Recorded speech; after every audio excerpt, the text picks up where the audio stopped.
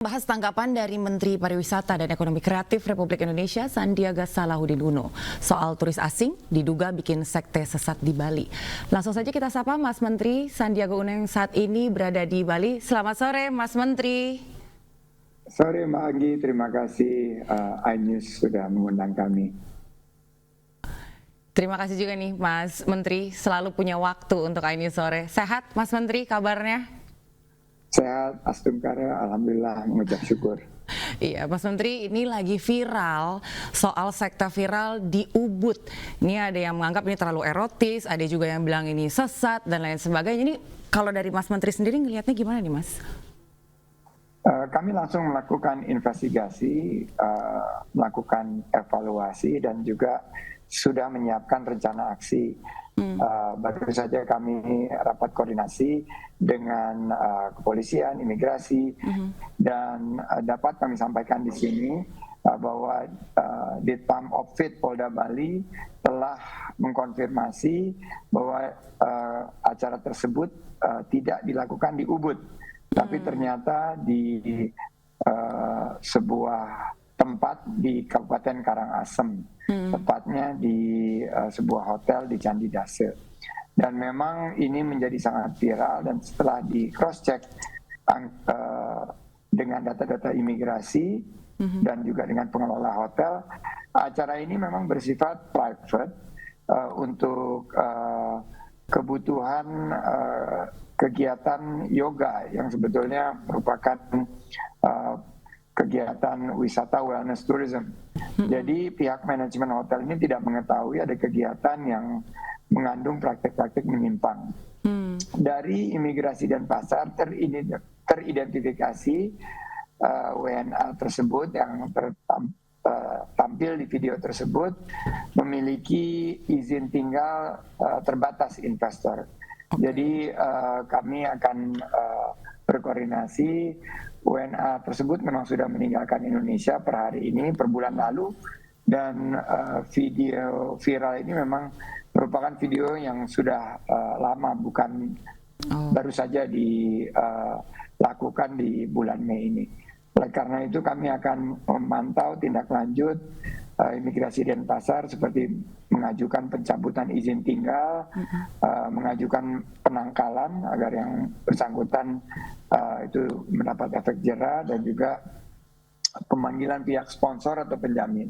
Kami pastikan bahwa penyelenggaraan setiap kegiatan tourism atau pariwisata di Bali, segala event ini tujuannya adalah meningkatkan kunjungan Wisnus dan Wisman, mendorong pergerakan ekonomi, tapi mengacu kepada Taksu Bali, melibatkan masyarakat setempat dan juga diselenggarakan dengan perizinan sesuai norma dan adat istiadat yang berlaku di Bali. Kami akan terus menggandeng komunitas dari penggiat wellness tourism, juga seperti spiritual tourism, yoga dan lain sebagainya, dan akan melakukan pengawasan dan daily monitoring.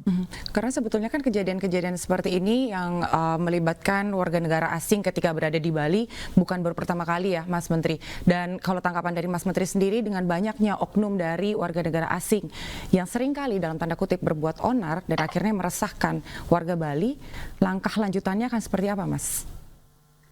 Jadi kalau kita lihat kan kunjungan Wisman ke Bali ini diprediksi tahun ini sekitar 6 juta. Jadi apa yang terjadi ini hanya merupakan secara persentase sangat kecil, sangat anekdotal. Dan oleh karena itu kami melihat bahwa mayoritas dari kegiatan pariwisata di Bali ini yang berkualitas dan mengacu kepada Taksu Bali.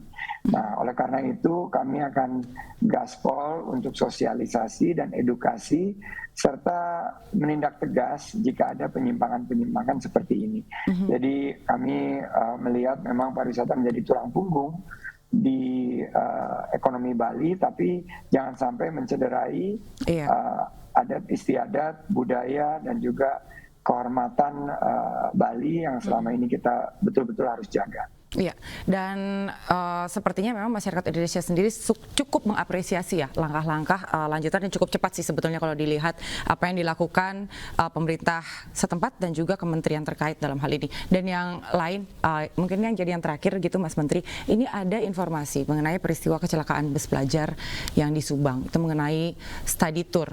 Mas Menteri. Nah, dalam hal ini bagaimana Mas pemerintah menanggapi adanya keresahan dari masyarakat tentang dihapuskannya study tour supaya peristiwa kecelakaan ini tidak terjadi. Tapi di satu sisi sebetulnya study tour ini kan penting juga ya sebagai bentuk edukasi terhadap mahasiswa atau terhadap murid-murid begitu. Sangat penting Anggi, karena kalau kita lihat bahwa di saat yang sama di Jawa Barat itu ada sekelompok pelajar dari luar negeri sedang study tour di Sukabumi. Yeah. Mereka melihat keindahan alam, geopark Ciletuh yang sedang kita promosikan. Jadi yang perlu kita lakukan adalah bukan melarang studi tournya, bukan menyetop penyelenggaraan studi tour, tapi justru kita memperketat penunjukan kendaraan atau fasilitas transportasi yang akan digunakan, yang harus dipastikan bahwa kendaraan tersebut memiliki kehandalan dan sudah terdaftar di registrasi di Kementerian Perhubungan. Yang kedua adalah kesigapan dan kehandalan dari supir atau SDM lain kernet yang mengendalikan fasilitas transportasi tersebut. Jadi itu yang harus kita lakukan dan kami akan gerak cepat untuk berkoordinasi dengan Kemenhub untuk mensertifikasi dan juga mensosialisasi dengan kementerian lainnya, termasuk juga dengan pemerintah daerah. Karena kalau melarang studi tour ini sama aja kayak gatalnya di kepala, tapi yang digaruk di kaki.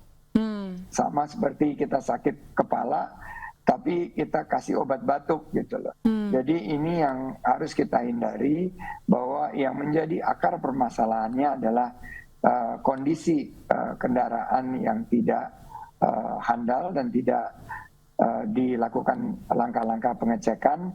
Jadi nanti travel agent, sekolah, guru, orang tua bertanggung jawab beserta seluruh lapisan masyarakat memastikan bahwa kendaraan yang akan digunakan oleh studi tour tersebut adalah kendaraan-kendaraan yang memang handal, sudah melakukan prosesi pengecekan dan sudah terregistrasi. Supir-supirnya tersertifikasi dalam kondisi prima, istirahat yang cukup, dan dikelola dengan penuh kehati-hatian dan profesional.